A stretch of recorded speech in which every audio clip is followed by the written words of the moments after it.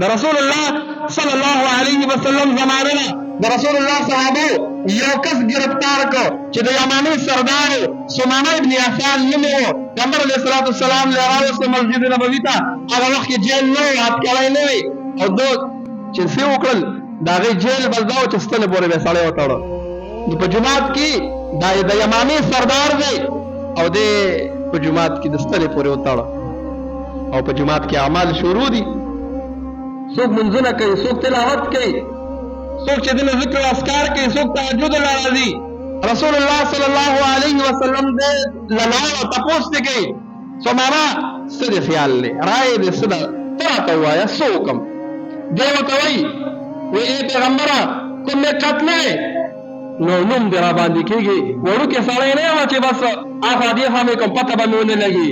د یمامې سردار M, نوم به مې وشي چې او پلانکي خلکو د یمامې سردار وژلی دی.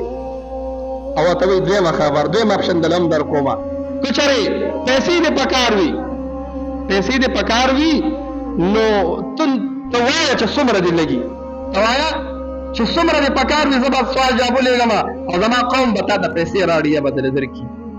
او درېیمه خبره، که چېرې تا زه آزاد کړم نو زه داسې یم چې ستا به ټول عمر نه شکر ګزار یم، دا ستا احسان به ما ډېر لوی وي. پیغمبر علیه الصلاة والسلام ترې لاړه.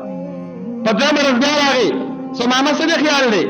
دی وایي یا رسول الله پرونی درې خبرې دي، که مې وژنې نوم دې کېږي، که مې پرېږدې احسان به دې منم، که دې پیسې پکار وي وایه چې څومره دې لګي چې دله راغلم.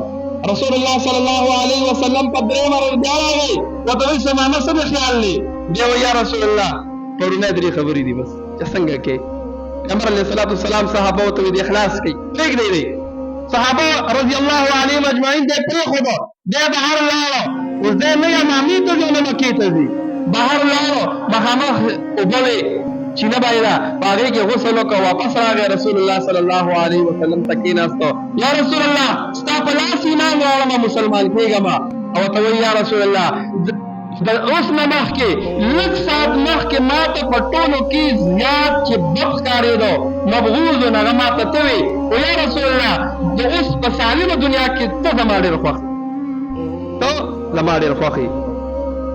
روایات لیکي دا ژوند د ده څه بدل کړو، ژوند یې څه شیز بدل کړو. بله چا دعوت نه دی ورکړی، ولې بدل شو، ولې اسلام کې داخل شو؟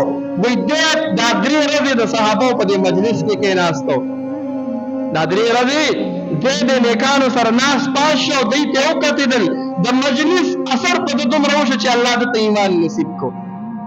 او دا یاد ساتئ، وایي څوک چې ګډې بېزي ساتي ده کې عجزي راځي، او څوک چې اوښان ساتي ده کې تکبر راځي. نو د مجلس دومره اثر دی چې ځناور هم ساتي، د هغه ځناور ساتل هم د هغه نه اثر اخلي. او چې انسان هم داسې مجالس وي چې په هغې کې د قبر او آخرت خبرې وي، د دین خبرې وي، ولې د دې نه به اثر نه اخلي.